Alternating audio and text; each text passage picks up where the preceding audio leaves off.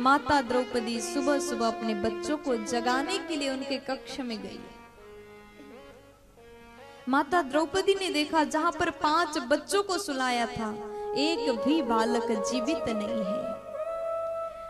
चारों ओर रक्त बह रहा है, बच्चों का शरीर तो है परंतु सिर नहीं है। इस दृश्य को देख करके माता द्रौपदी रोने लगी, चिल्लाने लगी, तड़पने लगी। जिस माँ के पुत्र एक साथ मारे गए हो, उस माँ के भीतर कैसी पीड़ा हो रहा होगा। मैया रो रही है। माता से सोना निधनम सुताना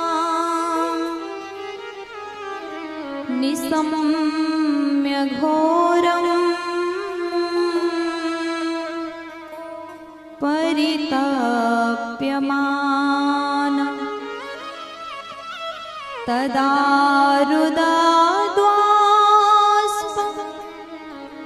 कलाकुलाक्षी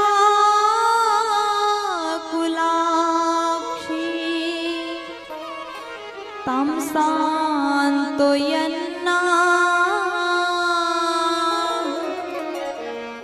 किरीटमालिनी।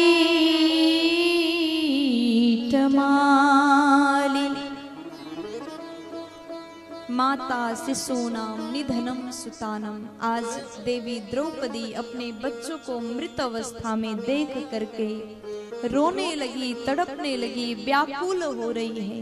पुत्र विरह में तड़प करके मैया रो रही है, जमीन में लेट करके रो रही है।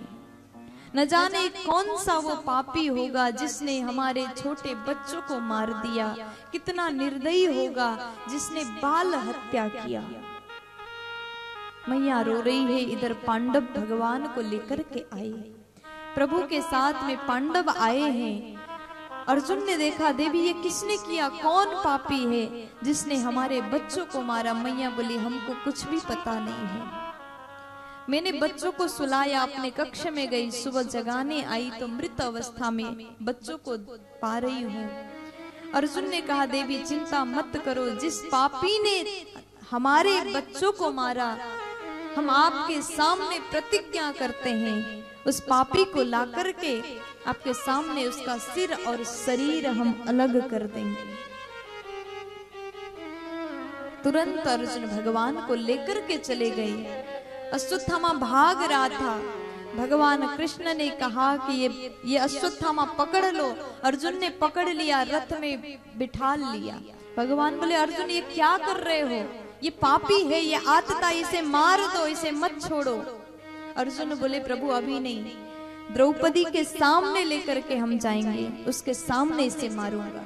जैसे द्रौपदी के सामने अश्वत्थामा को लेकर के गए, देखते ही देवी द्रौपदी कहती है, इसको मत मारिए, जाने दीजिए। देखो कौन सी वो माँ होगी जिसके एक साथ 5 बच्चों को जिस पापी ने मारा, उसके ऊपर भी दया का भावना। महाभारत की ये नारी द्रौपदी, जिसका हृदय इतना महान है, सभी के प्रति करुणा के भाव रखने वाली द्रौपदी कहती है कि इसे मत मारिए।